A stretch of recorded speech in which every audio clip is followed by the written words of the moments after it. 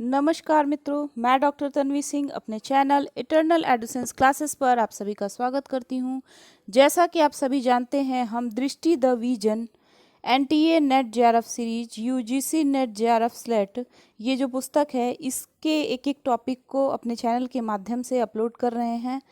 तो अभी तक हमने शिक्षण अभिवृत्ति अभिक्षमता शोध अभिवृत्ति संप्रेषण का पूरा वीडियो अपने चैनल के माध्यम से अपलोड कर दिया है। हमने सूचना एवं संचार प्रौद्योगिकी आईसीटी का पार्ट 1 अपलोड कर दिया था अपने चैनल पे। आज हम पार्ट 2 को अपलोड करेंगे और ये टॉपिक भी यहीं पर समाप्त हो जाएगा। तो अगर आप हमारे चैनल पे नए हैं तो हमारे चैनल को ज़रूर सब्सक्राइब करें ताकि आगे आने वाले वीडियो की नोटिफिकेशन आपको आसानी से मिल जाए। ये किताब बहुत अच्छी है। इस किताब में से ही ज़्यादा प्रश्न पूछे जा रहे हैं। अगर आप प्रीवियस ईयर के पेपर्स उठाकर देखेंगे तो आपको लगेगा कि ये सारे प्रश्न इस किताब से ही आ रहे हैं। तो ये किताब बहुत अच्छी है। तो मैंने अपने चैनल के माध्यम से इसके 3 टॉपिक अपलोड कर दिए हैं। चौथा टॉपिक आज कंप्लीट हो जाएगा, आप उसको भी देख लीजिएगा। उसके बाद हम लोक विकास एवं पर्यावरण के वीडियो को लाएंगे। उसके बाद उच्चतर शिक्षा प्रणाली के वीडियो को लाएंगे। उसके बाद प्रैक्टिस सेट को लाएंगे टॉपिक वाइज। तो हमारे चैनल के साथ बने रहिए। हमारे चैनल को लाइक शेयर और सब्सक्राइब ज़रूर करिए। तो चलिए ज़्यादा समय न नष्ट करते हुए हम इसका पार्ट 2 स्टार्ट करते हैं। पिछले वीडियो में हमने बहुत सारी चीज़ें देख ली थी। ये सारी चीज़ें पिछली वीडियो में अपलोड कर दी गई है, यानी सूचना एवं प्रौद्योगिकी का जो पार्ट 1 था उसमें ये सारी चीज़ें बता दी गई हैं।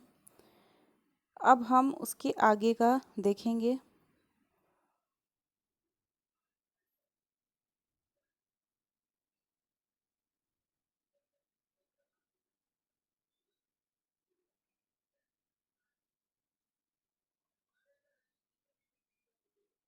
हमने कंप्यूटर के पार्ट वगैरह सब देख लिए थे। ये सब सिस्टम सॉफ्टवेयर एप्लीकेशन सॉफ्टवेयर ये सब देख लिया था हमने। जीआईएस भी देख लिया था। आज से हम देखने वाले थे आज की वीडियो में ऑपरेटिंग सिस्टम। तो अब ये क्लास यहीं से स्टार्ट होगी और आज जितनी भी चीज़ें हैं वो सब यहीं पे क्लियर हो जाएंगी ताकि ये वीडियो इस टॉपिक का वीडियो यहीं पे ख़त्म हो जाए। तो आज हम स्टार्ट करने वाले हैं ऑपरेटिंग सिस्टम से। तो चलिए स्टार्ट करते हैं। Operating system. Operating system program का सेट होता है जो उपयोगकर्ता तथा हार्डवेयर के बीच इंटरफेस तथा कंप्यूटर के विभिन्न भागों के बीच समन्वयकर्ता, नियंत्रक तथा निरीक्षक का कार्य करता है। अतः यह हार्डवेयर और सॉफ्टवेयर के बीच मध्यस्थ का कार्य करता है। Unix, MS DOS, Windows 98, Windows 2000, Windows XP ये सब ऑपरेटिंग सिस्टम है। ऑपरेटिंग सिस्टम के प्रकार: single user operating system MS DOS है, Windows 9X, Mac OS, MS Windows, Palm OS आदि।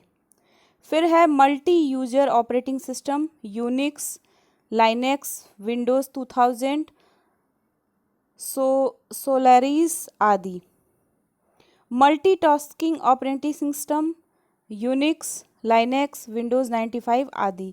ये सब छांटने के लिए देता है तो आपको ये सब चीज़ें एक ही जगह मिल रही हैं, इसको यहीं पे रट लीजिए। Real time operating system Linux OS, RT, Linux आदि। मोबाइल ऑपरेटिंग सिस्टम एंड्रॉयड है, Google 2007, Symbian, Symbian LTD, iOS, Apple corporation आदि। अब ऑपरेटिंग सिस्टम के कार्य क्या क्या हैं? Process management, memory management, file management, input output management. User interface देख लेते हैं।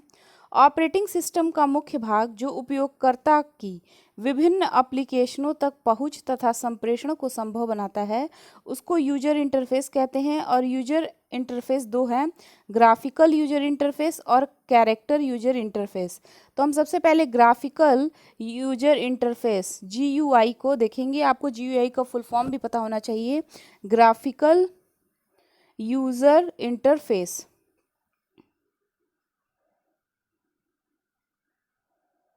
ये क्या है?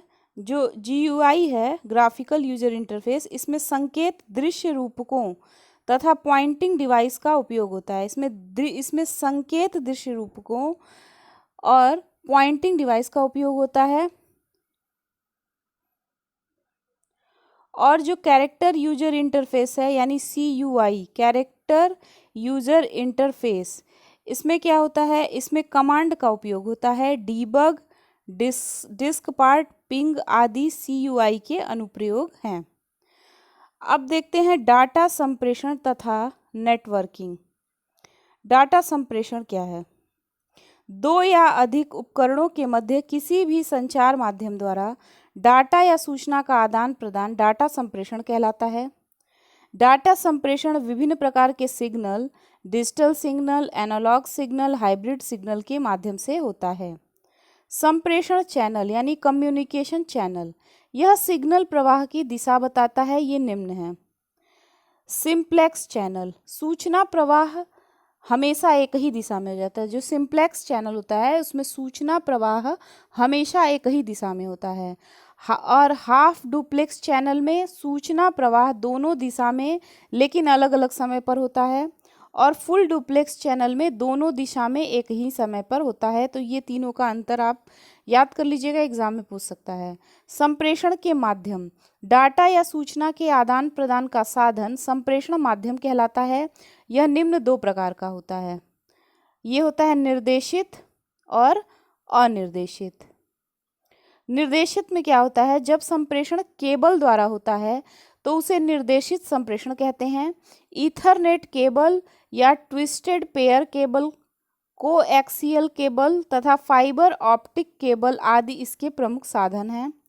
अनिर्देशित, जब संप्रेषण तरंगों द्वारा होता है तो उसे अनिर्देशित संप्रेषण कहते हैं। Radio wave, microwave, infrared web संप्रेषण, सैटेलाइट संप्रेषण तथा ब्लूटूथ आदि इसके प्रमुख साधन हैं। बैंडविड्थ क्या होता है? डाटा ट्रांसफर दर बताता है। यह HJ में मापा जाता है। और ब्रॉडबैंड क्या होता है? यह डाटा लाइन को दर्शाता है जिसमें तेज तथा बृहद मात्रा में डाटा ट्रांसफर होता है। भारत में सुपर कंप्यूटर। भारत में सुपर कंप्यूटर का विकास 1980 के दशक में उस समय शुरू हुआ जब 1987 में संयुक्त राज्य अमेरिका ने भारत को सुपर कंप्यूटर क्रे एक्स देने से मना कर दिया। भारत में कई संस्थाओं जैसे BARC, DRDO, National Aerospace Lab, CDOT, Centre for Development of Telematics, CDAC, Centre for Development of Advance Computing, ने सुपर कंप्यूटरों के विकास में प्रमुख कार्य किया है। CDAC ने ही भारत का पहला सुपर कंप्यूटर 1990 में बनाया था जिसे परम 8000 नाम दिया गया। CDAC, ये थोड़ा ब्लर है लेकिन मैं इसको पढ़ दे रही हूँ। CDAC का फुल फॉर्म है centre for Development of Advance computing. Pune में वर्ष 1988 में CDAC की स्थापना सुपर कंप्यूटर के निर्माण हेतु की गई थी। CDAC इलेक्ट्रॉनिकी तथा सूचना तकनीकी मंत्रालय के अंतर्गत आने वाला मुख्य अनुसंधान तथा विकास R&D संगठन है। यह सूचना तकनीकी, इलेक्ट्रॉनिकी तथा इनसे जुड़े क्षेत्रों में अनुसंधान तथा विकास कार्य करता है। CDAC ने अपनी संस्थापना से लेकर अब तक भारत के लिए परम श्रृंखला समेत कई उच्च स्तरीय सुपर कंप्यूटरों का निर्माण किया है। पुणे के अतिरिक्त दिल्ली, बेंगलुरु, चेन्नई समेत कई अन्य शहरों में इसकी शाखाएं हैं। अब सुपर कंप्यूटर के नाम देख लेते हैं। वर्ष 1991 में परम 8000 आया था। ये भारत का पहला गीगा स्तर का सुपर कंप्यूटर है। फिर 1998 में परम 10,000 आया था। ये 100 गीगा फ्लॉप्स क्षमता का सुपर कंप्यूटर है। फिर 2002 में आया था परम पद्मा, 1 टेराफ्लॉप्स क्षमता का भारतीय सुपर कंप्यूटर जो विश्व के 500 शीर्ष सुपर कंप्यूटरों की सूची में शामिल है। जून 2003 में जारी रैंक में 171वां स्थान था इसका। फिर 2008 में आया था परम युवा, ये 54 टेराफ्लॉप्स क्षमता का सुपर कंप्यूटर है। 2013 में परम युवा 2 आया था। ये 529 टेराफ्लॉप्स, कुछ स्रोतों में 524 टेराफ्लॉप्स क्षमता का सुपर कंप्यूटर। फिर 2014 में आया था परम बायोब्लैज, बायो इन्फॉर्मेटिक्स की चुनौतियों से निपटने के लिए सुपर कंप्यूटर जिसकी पीक कंप्यूटिंग पावर 10.65 TF है। फिर आया था 2016 में परम ईशान 250 टेराफ्लास्क IIT गुवाहाटी में शोध कार्यों हेतु। फिर आया था 2017 में सहस्त्र, देश का पहला पेटाफ्लास्क का सुपर कंप्यूटर। फिर 2008 में आया था प्रत्यूष, देश का प्रथम मल्टी पेटाफ्लास्क श्रेणी का कंप्यूटर। फिर 2020 में परम सिद्धि 6.5 पेटाफ्लास्क की गति से गणना करने में सक्षम। विश्व के शीर्ष 10 सुपर कंप्यूटर देखेंगे हम। फुगाकू 442 इसकी पेटाफ्लास्क में गति है, 442 पेटाफ्लास्क में। देश है इसका जापान। फिर सुमित 148.6 पेटाफ्लास्क USA का है। फिर है साइरा 94.6 USA। फिर है सनवे थाईहू लाइट 93.01, ये चीन का है। फिर सेलेन 63.46 पेटाफ्लास्क USA। फिर है तिहाने 2A 61.44 पेटाफ्लास्क, चीन का है ये। फिर है JUWELS Booster Module 44.12 Germany. HPC5 35.45 Italy. फिर है फ्रंटेरा 23.51 USA। फिर है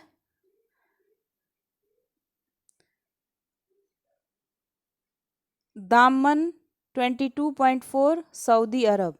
नोट दिसंबर 2020 की स्थिति के अनुसार था ये सब।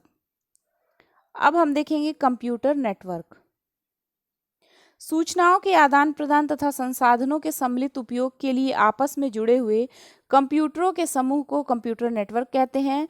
नेटवर्क के आर पार ट्रांसमिशन के लिए आंकड़ों को कूटबद्ध करना कोडीकरण कहलाता है। कंप्यूटर नेटवर्क के प्रकार। कंप्यूटर नेटवर्क के निम्नलिखित प्रकार हैं। लैन, इसका फुल फॉर्म है लोकल एरिया नेटवर्क। इसमें क्या है, सीमित भौगोलिक क्षेत्र में कंप्यूटर तथा अन्य संबंधित उपकरणों को आपस में जोड़ने वाले नेटवर्क को लोकल एरिया नेटवर्क कहते हैं। संस्थानों के अंतर्गत आंतरिक संचार भी इसी के अंतर्गत आता है, जैसे घर, स्कूल, ऑफिस आदि तक सीमित network. Internet local area network का ही एक प्रकार है।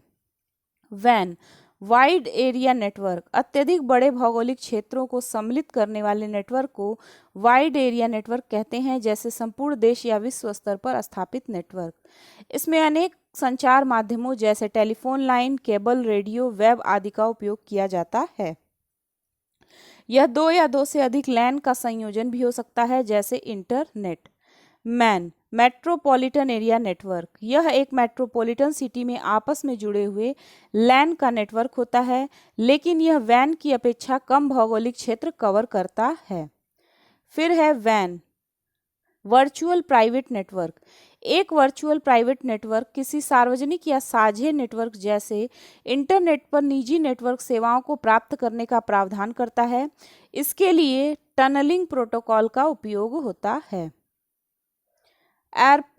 ARPANET, advance research project agency network, Robert Khan द्वारा वर्ष 1969 में विकसित पहला नेटवर्क था।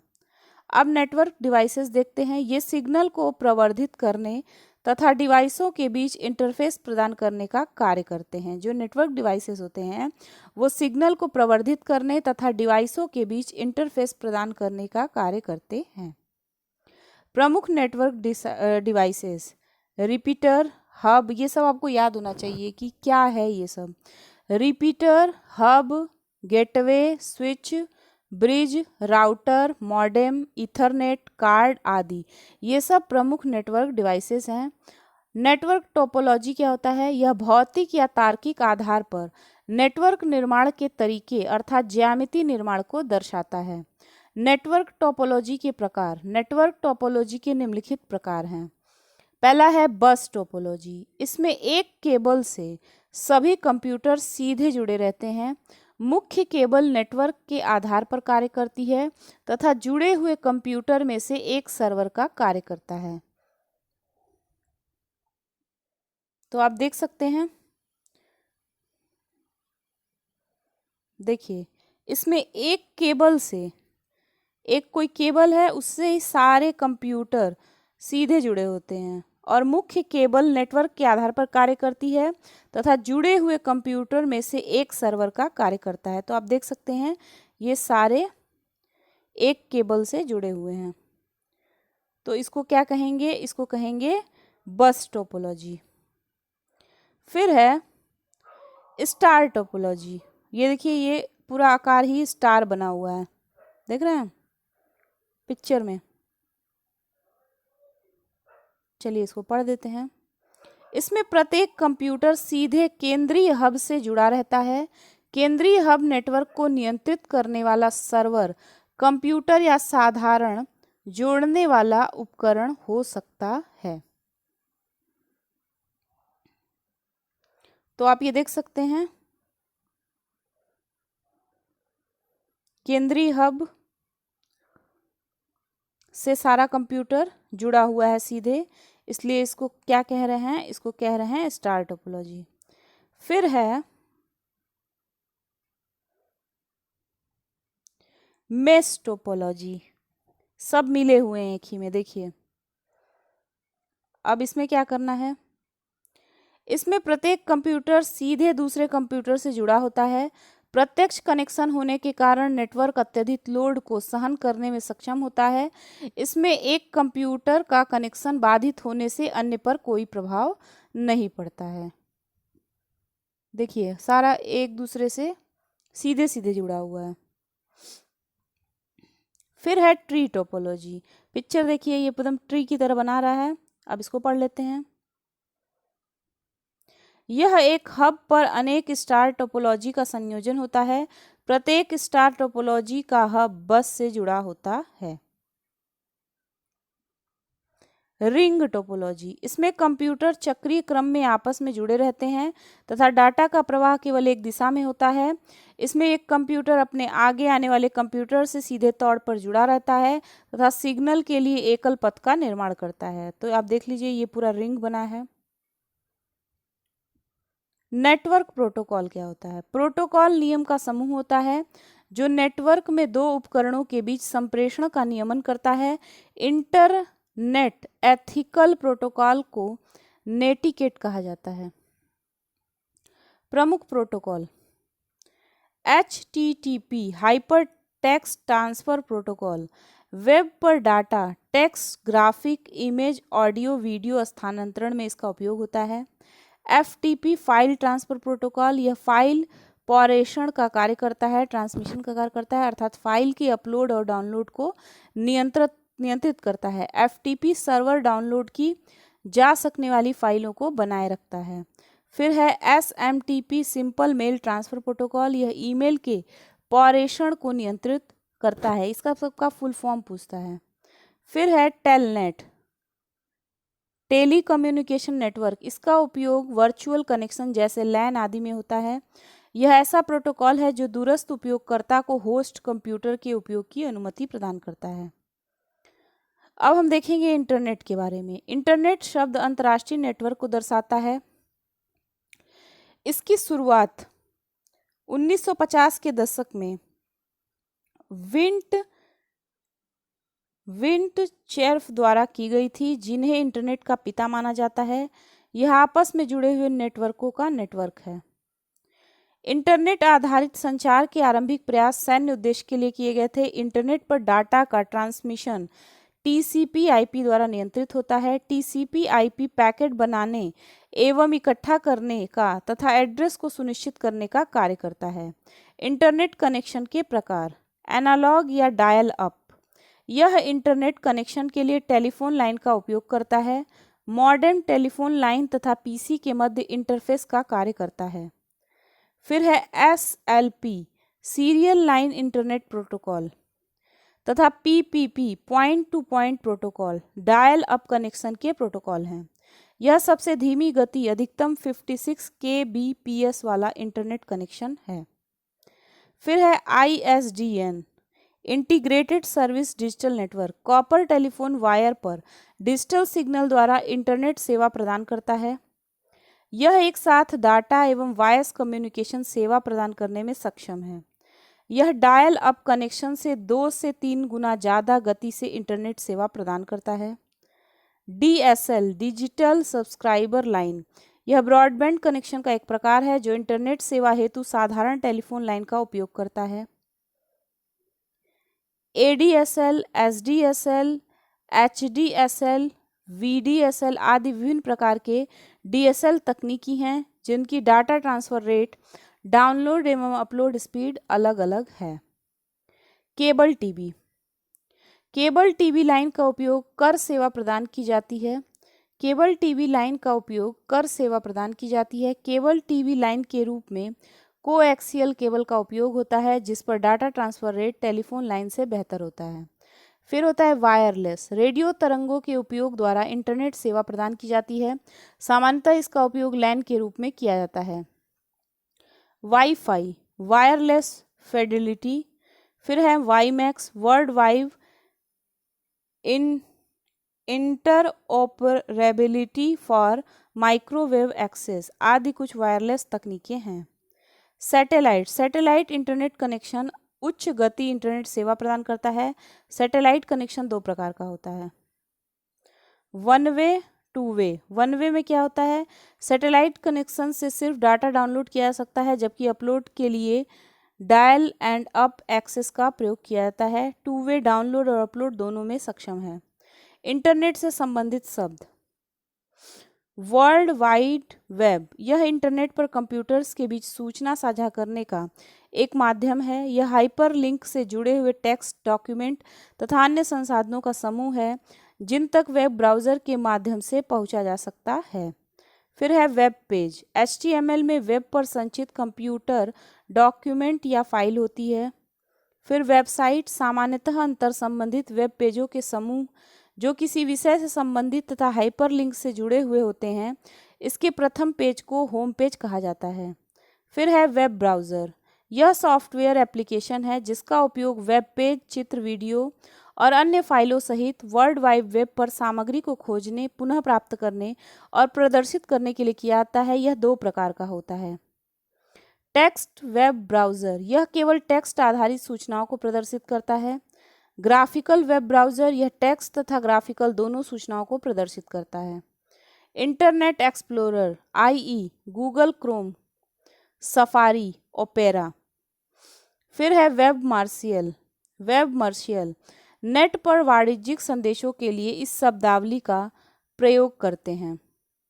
वेब सर्वर सॉफ्टवेयर से युक्त तथा इंटरनेट से जुड़े हुए कंप्यूटर सिस्टम होते हैं जो वेब पेज के जरिए सूचनाएं प्रदान करते हैं। वेब सर्वर का अपना IP एड्रेस तथा डोमेन नेम होता है, जैसे Apache HTTP server, Microsoft IIS, Lighttpd, Sun Java, Jigsaw आदि। वेब 2.0 वेब यह एक ऐसा शब्द है जो वर्ल्ड वाइड वेब तकनीकी और वेब डिज़ाइन के उपयोग में बदलते रुझान का वर्णन करता है। इसका उद्देश्य रचनात्मकता, सुरक्षित जानकारी साझा करना, सहयोग बढ़ाना और वेब की कार्यक्षमता में सुधार करना है। वेब 2.0 का अनुप्रयोग लोगों को आपस में मिलकर ऑनलाइन सूचना का आदान प्रदान करने की क्षमता पर केंद्रित होते हैं। Mail merge Microsoft Word MS Word की एक महत्वपूर्ण सुविधा है जिसकी सहायता से यूजर एक ही पत्र को अनेक व्यक्तियों को भेज सकता है। जब किसी ग्रुप में पत्र तैयार करना होता है तो वहां पर मेल मर्ज का प्रयोग किया जाता है। इससे हम डाटाबेस को भी जोड़ सकते हैं। वेब एड्रेस यह वेब पेज की स्थिति को बताता है। वेब पर वेब एड्रेस यूआरएल कहलाता है। यूआरएल का फुल फॉर्म है यूनिफॉर्म रिसोर्स लोकेटर, इंटरनेट पर किसी फाइल के एड्रेस को दर्शाता है। डोमेन नाम यानी डोमेन नेम वह अद्वितीय नाम है जिसकी सहायता से इंटरनेट उपयोगकर्ता वेबसाइट तक पहुंच सकता है, जैसे google.com, yahoo.com इत्यादि। .com डोमेन अनुलाभकारी व्यापार हेतु प्रयोग किया जाता है। वेबसाइट में संक्षेप में के उपयोग .int international organisation and treaty, .info information organisation, .com commercial, .gov government, .edu education, .org non profit organisation. Internet protocol address IP address क्या होता है? जब यूजर अपने फ़ोन या कंप्यूटर को इंटरनेट से जोड़ता है तो उसके डिवाइस को इंटरनेट पर पहचान के लिए एक खास कोड दिया जाता है जिससे यूजर की लोकेशन और नेटवर्क का पता चलता है। इस कोड को ही आईपी एड्रेस कहते हैं। आईपी एड्रेस 4 भागों में विभाजित रहता है। प्रत्येक को डॉट यानी दशमलव के चिन्ह द्वारा अलग किया जाता है। देखिए 184.106.117.64 यह आईपी एड्रेस का एक उदाहरण होता है। आईपी एड्रेस के 2 वर्जन हैं। इंटरनेट प्रोटोकॉल वर्जन 4 IPv4 यह 32 बिट का होता है। इंटरनेट प्रोटोकॉल वर्जन 6 IPv6 यह 128 बिट का होता है। सर्च इंजन एक जटिल सॉफ्टवेयर प्रोग्राम होता है जो विशिष्ट कीवर्ड वाली जानकारी, सूचनाओं या दस्तावेजों को ढूंढता है। कुछ search engine Google, AltaVista, Yahoo, HotBot, Lycos, Bing, Baidu, Duck Go आदि। साइबर सुरक्षा क्या होती है? साइबर सुरक्षा कंप्यूटर नेटवर्क प्रोग्राम या डाटा तक अनधिकृत पहुंच या उनको क्षति से बचाने के सुरक्षा उपायों से संबंधित है।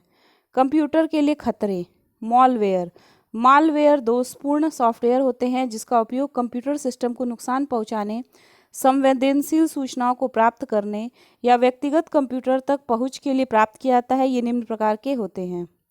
वायरस ये छोटे सॉफ्टवेयर प्रोग्राम होते हैं जो कंप्यूटर सिस्टम को नकारात्मक रूप से प्रभावित करते हैं। ये स्वयं कॉपी कर सकते हैं तथा अन्य प्रोग्राम के साथ खुद को जोड़कर संक्रमण फैलाने में सक्षम होते हैं, जैसे आई लव यू, मेलिसा आदि। वार्म यह स्वयं की प्रतिकृति बनाने वाला कंप्यूटर प्रोग्राम होता है जो दोषपूर्ण कोड फैलाने के उद्देश्य से कंप्यूटर सिस्टम में सेंध लगाता है, जैसे बगली, मॉरिस, सासेर, कोड रेड आदि। ट्रोजन हॉर्स यह ऐसा प्रोग्राम होता है जो देखने में हानिकारक प्रतीत नहीं होता है पर वास्तव में यह मॉलवेयर होता है। फिर है स्पाईवेयर यह प्रोग्राम कंप्यूटर सिस्टम मालिक की गतिविधियों तथा संबंधित सूचनाओं को चुराने के लिए सिस्टम में इंस्टॉल किया जाता है। फिर है स्पूफिंग अनधिकृत व्यक्ति द्वारा सुरक्षित डाटा तक पहुंच बनाने को स्पूफिंग कहते हैं। फिर है हैकिंग एक कंप्यूटर या नेटवर्क में अनधिकृत घुसपैठ को कहा जाता है। फिर है सलामी तकनीकी यह कई छोटे कार्य की श्रृंखला को संदर्भित करता है जिसे गुप्त रूप से संचालित किया जाता है। किसी एक प्रभावित व्यक्ति पर इन कार्यों का प्रभाव इतना कम होता है कि सामान्यतः इसे पहचान पाना कठिन होता है। उदाहरण स्वरूप ऑनलाइन खरीदारी या एटीएम से लेन देन करते समय कुछ पैसे 5 या 10 पैसे अनधिकृत रूप से व्यय हो जाना, वाहनों में डीजल एवं पेट्रोल भरवाते समय प्रति लीटर कुछ मिलीलीटर कम तेल प्राप्त होना इत्यादि। इस प्रकार के सभी कार्य गैरकानूनी कार्यों की श्रेणी में आते हैं। फिर है स्पैम ईमेल के रूप में जो अनचाहे बल्क मैसेज प्राप्त होते हैं उन्हें स्पैम कहते हैं। इसे कई प्राप्तकर्ताओं को तुरंत भेजा गया अयाचित मेल भी कहते हैं। फिर है रूटकिट ये ऐसे मालवेयर हैं जिनका उपयोग किसी अनधिकृत व्यक्ति द्वारा कंप्यूटर सिस्टम पर नियंत्रण प्राप्त करने के लिए किया जाता है। फिर है फिशिंग यह अवैध तरीकों से संवेदनशील जानकारी जैसे पासवर्ड, क्रेडिट कार्ड डिटेल आदि प्राप्त करने तथा फर्जी बैंक स्टेटमेंट, ई-पे रसीद आदि भेजने के लिए प्रोग्राम किए गए मालवेयर होते हैं।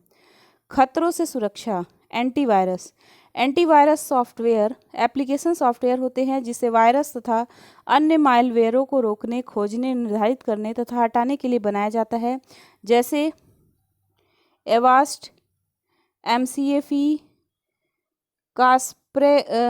Kasper sky, Quick Heal, northern इत्यादि।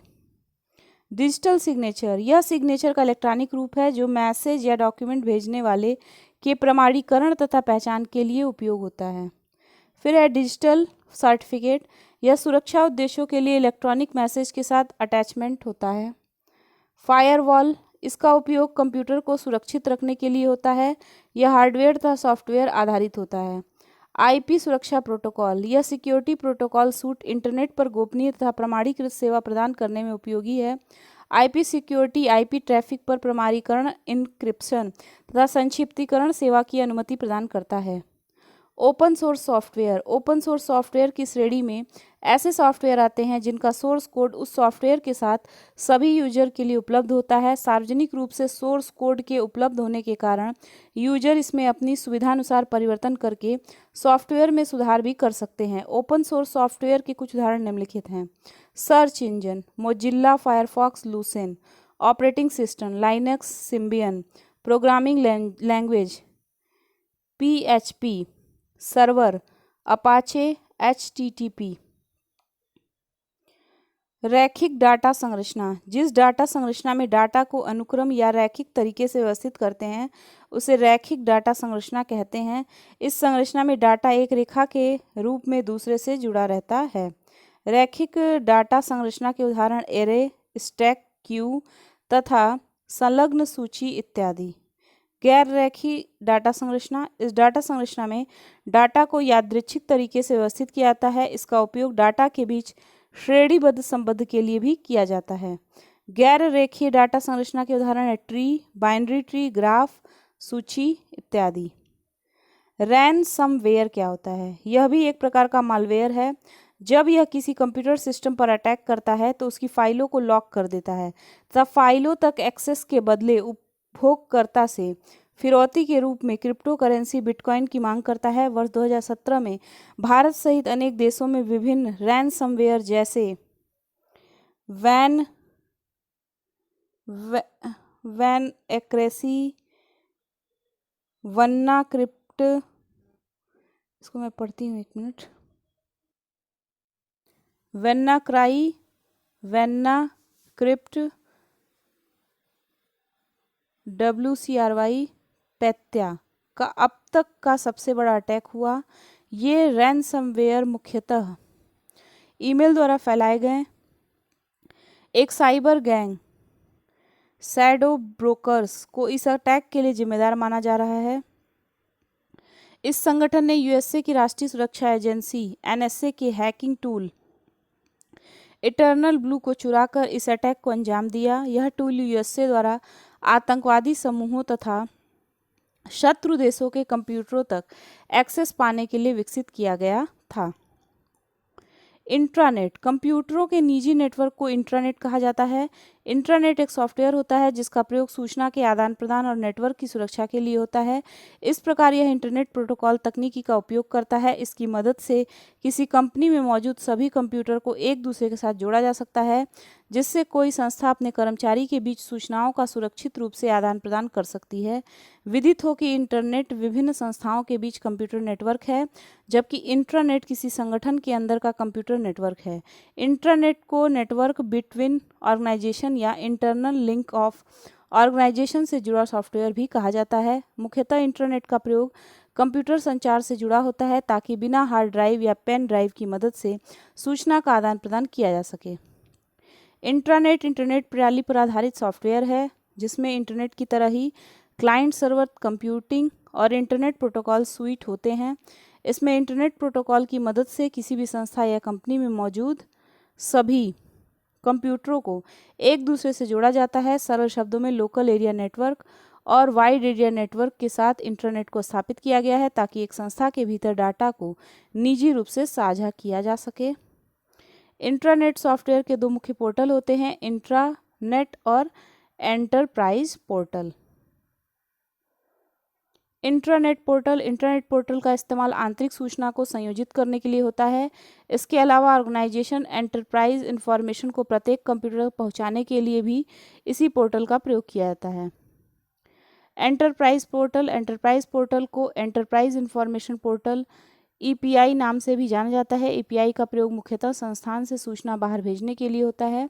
इसमें एक सिक्योर यूनिसेफ एक्सेस पॉइंट होता है जिसमें वेब आधारित यूजर इंटरफेस भी कहते हैं। सामान्यतः एंटरप्राइज पोर्टल संस्थान के डाटा कॉपी राइट से जुड़ा होता है जिसमें संस्थान की हर सूचना को कॉपी पेस्ट न किया जा सके। अब हम इंटरनेट का प्रमुख लाभ देखेंगे। तो इंटरनेट के प्रमुख लाभ निम्नलिखित हैं। तो उसके लाभ देख लेते हैं।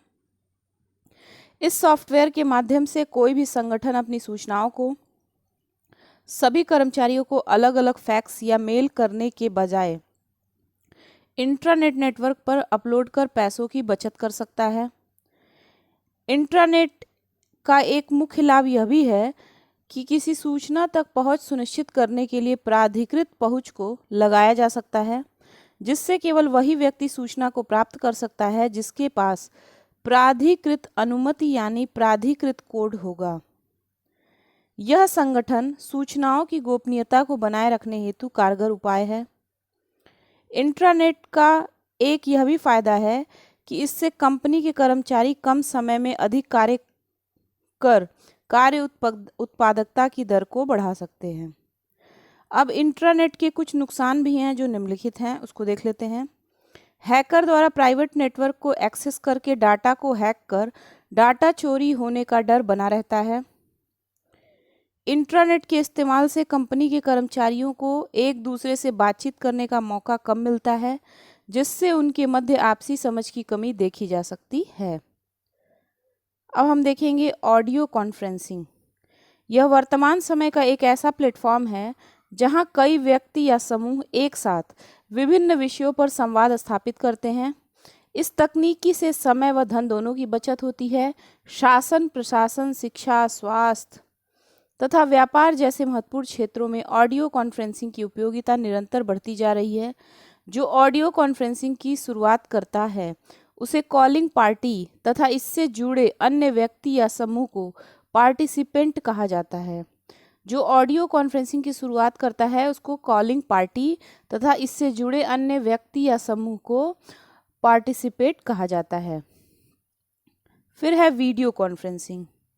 वीडियो कॉन्फ्रेंसिंग या वीडियो टेलीकॉन्फ्रेंस ऐसी आधुनिक संचार तकनीकी है जिसके माध्यम से दो या इससे अधिक संस्थानों से एक साथ ऑडियो वीडियो माध्यम से कई लोग जुड़ सकते हैं। इसका प्रयोग विशेषकर किसी बैठक या सम्मेलन के लिए तब किया जाता है जब कई लोग अलग अलग स्थानों में बैठे हों। वीडियो कॉन्फ्रेंसिंग के माध्यम से अभिलेखों और कंप्यूटर पर चल रही सूचनाओं का आदान प्रदान भी किया जा सकता है। इस तकनीकी हेतु webcam, video camera, computer monitor, television या प्रोजेक्टर, माइक्रोफोन, लाउड स्पीकर और इंटरनेट की आवश्यकता होती है। वीडियो कॉन्फ्रेंसिंग के माध्यम से टेलीमेडिसिन, टेली एजुकेशन जैसी महत्वपूर्ण सेवाएं संभव हो पाई हैं। आजकल इस आधुनिक तकनीकी का विदेश में बैठे लोगों की न्यायालयों में गवाही और कंपनियों द्वारा अपने कर्मचारियों को प्रशिक्षित करने के लिए भी काफ़ी प्रयोग होने लगा है। इस तकनीकी की मदद से दूरस्थ क्षेत्र के विद्यार्थी विभिन्न विषय विशेषज्ञों से आसानी से शिक्षा प्राप्त कर सकते हैं। आमतौर पर सीखने की प्रक्रिया के दौरान विद्यार्थियों को अलग अलग समस्याओं का सामना करना पड़ता है। ऐसी स्थिति में वीडियो कॉन्फ्रेंसिंग द्वारा विशेषज्ञों से संपर्क स्थापित कर समाधान के प्रयास भी किए जाते हैं। इसके अलावा वीडियो कॉन्फ्रेंसिंग के कुछ अन्य लाभ निम्नलिखित हैं। वीडियो कॉन्फ्रेंसिंग के अंतर्गत ई ट्यूटर एक नवीन प्रक्रिया है जिसमें शिक्षक इंटरनेट की सहायता से घर बैठे विद्यार्थियों को कुशलतापूर्वक शिक्षा संबंधी सुविधाएं प्रदान करते हैं। इस तकनीकी द्वारा शोधकर्ता शोध कार्य हेतु दूरस्थ क्षेत्रों के अनेक विद्वानों से संवाद स्थापित कर कम समय में ही अपने कार्य की उत्पादकता को बढ़ा सकते हैं। वीडियो कॉन्फ्रेंसिंग के दोष। इसके प्रयोग के लिए तकनीकी ज्ञान का होना आवश्यक है और आज भी देश की अधिकांश आबादी के पास तकनीकी ज्ञान का स्तर काफ़ी कम है, इसलिए यह एक जटिल प्रक्रिया बन जाती है। इस तकनीकी के लिए इंटरनेट की अबाध सेवा आवश्यक है। वीडियो कॉन्फ्रेंसिंग हेतु काफ़ी महंगे इलेक्ट्रॉनिक उपकरणों का प्रयोग किया जाता है, जो इस तकनीकी को एक महंगी विधि बना देती है। इसके सुचारू रूप से संचालन हेतु पर्याप्त प्रशिक्षण की आवश्यकता होती है। ईमेल। अब ईमेल के बारे में देखते हैं। ईमेल या इलेक्ट्रॉनिक मेल एक प्रकार का डिजिटल संदेश होता है जो किसी कंप्यूटर या अन्य इलेक्ट्रॉनिक उपकरणों से पत्र भेजने का एक तरीका है। जिस तरह से हम डाक के माध्यम से एक पत्र भेजते हैं, उसी तरह ईमेल पत्र भेजने का एक आधुनिक रूप है। यह हर जगह उपयोग किया जाता है, चाहे वह घर, कार्यालय, स्कूल, कॉलेज, न्यायालय, उद्योग, बैंक या कोई भी सरकारी या निजी कार्यालय हो। इस माध्यम का उपयोग करके पाठ, चित्र, फाइलें और कई अन्य प्रकार के दस्तावेज भी भेजे जा सकते हैं। ईमेल को भेजने के लिए एक ईमेल पते की आवश्यकता होती है जो यूजर नेम और डोमेन नेम से मिलकर बना होता है। इंटरनेट पर कई मुफ्त ईमेल सेवाएं उपलब्ध हैं। ध्यातव्य है कि सबसे पहला ईमेल रे टॉमलिंसन के द्वारा वर्ष 1971 में पहली बार ARPANET प्रणाली पर 2 कंप्यूटरों के मध्य भेजा गया था। अब हम कंप्यूटर की कुछ शब्दावलियों को देखेंगे जो एग्जाम में पूछता है। API एप्लीकेशन प्रोग्रामिंग इंटरफेस, यह एप्लीकेशन सॉफ्टवेयर के निर्माण के लिए सामान्य प्रक्रियाओं का समूह, प्रोटोकॉल तथा टूल्स का सेट है। फिर है एंटी स्पाईवेयर, प्रोग्राम जो मुख्य रूप से स्पाईवेयर से कंप्यूटर सिस्टम की सुरक्षा करता है। एक्सेस टाइम, डाटा की मांग से डाटा डिलीवरी के बीच का समयांतराल। एक्यूमुलेटर, कंप्यूटर में एक प्रकार का रजिस्टर है जहां गणितीय तथा तार्किक ऑपरेशन के रिजल्ट स्टोर होते हैं। एम्पलीफायर, एक डिवाइस जो कमजोर सिग्नल को प्रवर्धित कर देता है। एंड्रॉयड, लाइनेक्स कर्नल पर आधारित ऑपरेटिंग सिस्टम जो मुख्य रूप से टच स्क्रीन मोबाइल फ़ोन के लिए डिज़ाइन किया गया है। फिर है एप्लेट, यह एक छोटा प्रोग्राम है जो किसी बड़े एप्लीकेशन के भीतर निष्पादित होता है। आर्चीव, यह बैकअप स्टोरेज उपलब्ध कराता है। आर्टिफिशियल इंटेलिजेंस, बुद्धिमत्ता का कृत्रिम स्वरूप जो कि उन कार्यों को करने में सक्षम हो जिनके लिए सामान्यतः मानवीय बुद्धिमत्ता की आवश्यकता होती है, जैसे भाषाओं का रूपांतरण, निर्णय क्षमता, दृश्य बोध आदि। बस, कंप्यूटर में बस डाटा के संचार की प्रणाली है जो कंप्यूटर के विभिन्न घटकों के बीच डाटा के संचरण को सुनिश्चित करती है। Boss, Bharat operating system solution, यह भारत के में ओपन सोर्स सॉफ्टवेयर के उपयोग के लाभ तक पहुंच सुनिश्चित करने के लिए सीडैक द्वारा विकसित किया गया GNU लाइनेक्स वितरण है। फिर है बारकोड, यह मशीन के पढ़ने योग्य संख्याओं और समानांतर लाइनों के पैटर्न होते हैं। फिर है बैंडविड्थ, एक निश्चित समय में डाटा अंतरण की अधिकतम मात्रा जिसे बिट्स प्रति सेकंड में मापा जाता है। फिर है बिटमैप, कंप्यूटर मेमोरी में बिट्स के सेट के रूप में ग्राफिकल इमेज को स्टोर करने का तरीका। बूटिंग, यह कंप्यूटर के ऑन होने पर ऑपरेटिंग सिस्टम को स्टार्ट करने का प्रोसेस होता है। बग, यह कंप्यूटर प्रोग्राम में त्रुटि को दर्शाता है जिससे अप्रत्याशित परिणाम प्राप्त होता है। CAD, computer aided design, design के निर्माण, संशोधन, विश्लेषण या अनुकूलन में सहायता के लिए एक सॉफ्टवेयर है। चैनल, सूचना के संचार का माध्यम जिसे लाइन या सर्किट भी कहते हैं। कोल्ड बूट, पावर कट के बाद कंप्यूटर रिस्टार्ट होने को कोल्ड बूट कहते हैं। Database, signal comprehensive file system जो अनेक फाइलों का कलेक्शन होता है। डाटा प्रोसेसिंग, डाटा का सूचना में परिवर्तन ही डाटा प्रोसेसिंग कहलाता है। डिबगिंग, बग और डिफेक्ट को खोजने तथा समाप्त करने को डिबगिंग कहते हैं। डायरेक्टरी, कंप्यूटर में फाइल स्टोर करने की लोकेशन को डायरेक्टरी कहते हैं। ये श्रेणीबद्ध क्रम में होती है।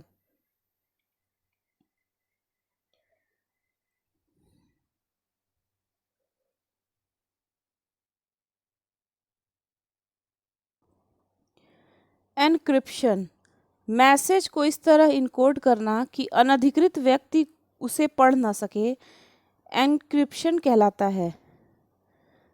फर्मवेयर, यह सॉफ्टवेयर प्रोग्राम या हार्डवेयर में उसके संचालन से संबंधित निर्देशों का समूह होता है। Flash memory, non volatile computer storage chip जो इलेक्ट्रिकली इरेज तथा रीप्रोग्राम की जा सकती है। फिर है GIGO, garbage in garbage out. GIGO का फुल फॉर्म है गार्बेज इन गार्बेज आउट। यह बताता है कि गलत इनपुट का परिणाम भी गलत ही होता है। फिर है गेटवे, दो अलग बेस प्रोटोकॉल वाले नेटवर्क को जोड़ने के लिए डिवाइस। हाइबरनेशन, कंप्यूटर में हाइबरनेशन कंप्यूटर को शटडाउन करने का विकल्प है जिसमें शटडाउन से पहले की स्थिति को बिना सेव किए पुनः प्राप्त किया जाता है। इस प्रक्रिया में कंप्यूटर कार्यरत प्रोग्राम को हार्ड डिस्क या अन्य किसी नॉन वोलेटाइल मेमोरी में सेव कर लेता है जिसे कंप्यूटर को चालू करने पर स्वतः लोड कर दिया जाता है। फिर है हिट, एकल आग्रह जो क्लाइंट कंप्यूटर वेब सर्वर से करता है। होस्ट कंप्यूटर, कंप्यूटर जो इंटरनेट पर सूचना तथा सेवा अन्य कंप्यूटरों को प्रदान करता है। हाइपरलिंक, वेब पेज पर इमेज या टेक्स्ट का भाग जो अन्य वेब पेज, फाइल या ऑब्जेक्ट से जोड़ता है। कर्नेल, यह कंप्यूटर ऑपरेटिंग सिस्टम का कोर होता है जो ऑपरेटिंग सिस्टम के अन्य भागों को जरूरी सुविधाएं प्रदान करता है जिससे वह सुचारू रूप से कार्य कर सके। MIDI, music instrument digital interface, यह कंप्यूटर को म्यूजिकल आउटपुट को रिप्ले तथा स्टोर करने की अनुमति प्रदान करता है। मॉर्फिंग क्या है? कंप्यूटर एनिमेशन तकनीकी की सहायता से छोटे एवं क्रमिक चरणों में एक छवि से दूसरी छवि में रूपांतरण। निबल, 4 बिट्स को निबल कहते हैं। ओपन सोर्स सॉफ्टवेयर, ऐसे सॉफ्टवेयर जिसका सोर्स कोड उस सॉफ्टवेयर के साथ सभी यूजर को उपलब्ध कराया जाता है जो उसे पढ़, परिवर्तित तथा किसी को भी बांट सकता है। पैच, छोटा प्रोग्राम जो कंप्यूटर सॉफ्टवेयर में सुधार करता है। पायरेसी, सॉफ्टवेयर का किसी भी प्रकार से अनधिकृत उपयोग करना पायरेसी कहलाता है। पेरिफेरल, बाह्य हार्डवेयर के उपकरण पेरिफेरल कहलाते हैं। सर्वर, मुख्यतः ऐसे कंप्यूटर जिन पर सर्वर प्रोग्राम क्रियाशील रहते हैं जो उपयोगकर्ता को आवश्यकता अनुसार सूचनाएं प्रदान करते हैं। किसी सर्वर कंप्यूटर से नेटवर्क के माध्यम से विभिन्न उपयोगकर्ता जुड़े रहते हैं।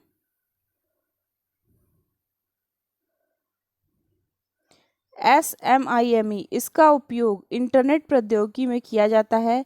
इसे secure multipurpose internet mail extension कहते हैं। रूट डायरेक्टरी, सामान्यतः यूनिक्स और ऐसे अन्य ऑपरेटिंग सिस्टम में उपयोग होने वाली डायरेक्टरी है। यह अनुक्रम में सबसे ऊपर होती है। टेम्पलेट, कंप्यूटर में डॉक्यूमेंट का पूर्व निर्धारित फॉर्मेट। टर्मिनल, नेटवर्क पर ऐसी कोई भी युक्ति जो इनपुट प्रदान करने और आउटपुट प्रदर्शित करने के लिए उपयोग में लाई जाती है। यूटिलिटी, एक सॉफ्टवेयर प्रोग्राम जो कंप्यूटर सिस्टम के रूटीन हाउसकीपिंग फंक्शन के लिए डिज़ाइन किया जाता है। USB, कंप्यूटर संबंधित कार्यों में इसका प्रयोग किया जाता है। इसका पूरा नाम यूनिवर्सल सीरियल बस है। वैलिडेशन, फॉर्म तथा डॉक्यूमेंट के सही होने को सुनिश्चित करने की प्रक्रिया। वर्ड, डाटा को प्राथमिक इकाई के रूप में यह बाइनरी बिट्स का सेट होता है जो कंप्यूटर द्वारा हैंडल किया जाता है। अब हम कंप्यूटर से संबंधित शब्द संक्षेप देंगे। ये एग्जाम में आता है और जितने भी इम्पोर्टेंट है वो यहाँ पे हैं। इसको आपको रटना है तो हम एक एक करके देखते हैं। Algorithmic language, ALU, arithmetic logic unit. फिर है ASCII, American standard code for information interchange. फिर है basic, beginners all purpose symbolic instruction code. BCD, binary coded decimal. CAD, computer aided design. CDOT, centre for Development of telematics. Class, computer literacy and studies in school.